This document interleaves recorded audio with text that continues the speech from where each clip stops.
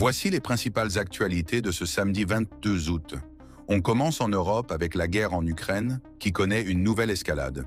Emmanuel Macron annonce un renforcement du soutien militaire français à Kiev, notamment avec l'envoi d'intercepteurs pour la défense aérienne, après de nouvelles frappes russes meurtrières contre des civils à Kryvyi-Rih. De son côté, Poutine assume pleinement l'intensification des frappes et promet des attaques encore plus destructrices. Parallèlement, le gouvernement ukrainien aurait demandé à Donald Trump d'intervenir auprès d'Elon Musk afin d'autoriser l'usage de Starlink sur des drones opérant en profondeur en territoire russe, une demande qui reste pour l'instant sans réponse. En Belgique, une vive inquiétude gagne Bruxelles après des tirs à l'arme automatique contre un commissariat de police d'Anderlecht. L'attaque, qui s'est déroulée vendredi soir et n'a fait aucun blessé, est fortement suspectée d'être une riposte directe des narcotrafiquants face aux récentes opérations policières dans le quartier. En France, plusieurs centaines de personnes se sont rassemblées à Paris à l'appel de l'association Euro-Palestine. Les manifestants ont marché jusqu'à l'Institut du monde arabe pour réclamer des sanctions contre Israël et exiger la fin du blocus à Gaza. Au Moyen-Orient, un bus transportant des forces de sécurité syriennes a été visé par une bombe près de Damas, faisant plusieurs blessés. En Israël, la tension monte d'un cran avec la Turquie. Face à un recul du Likoud dans les sondages, le camp de Benjamin Netanyahou multiplie les déclarations hostiles contre Ankara à l'approche des élections.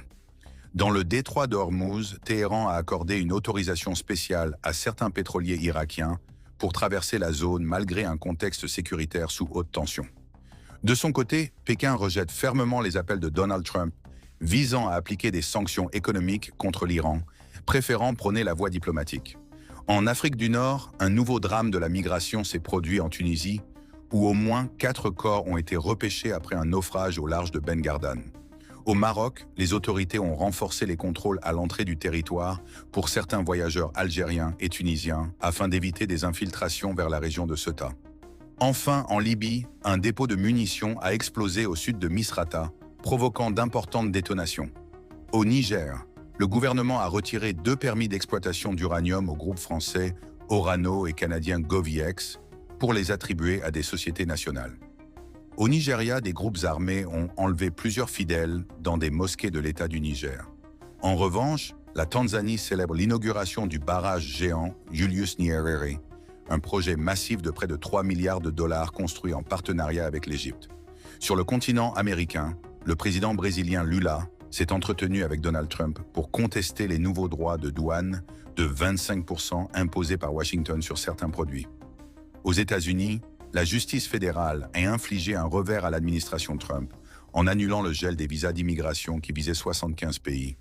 Enfin, en Asie, la Chine franchit une étape supplémentaire dans la construction d'une île artificielle stratégique sur le récif d'Antelope dans les Paracels, un projet surveillé de très près par Washington et les pays voisins.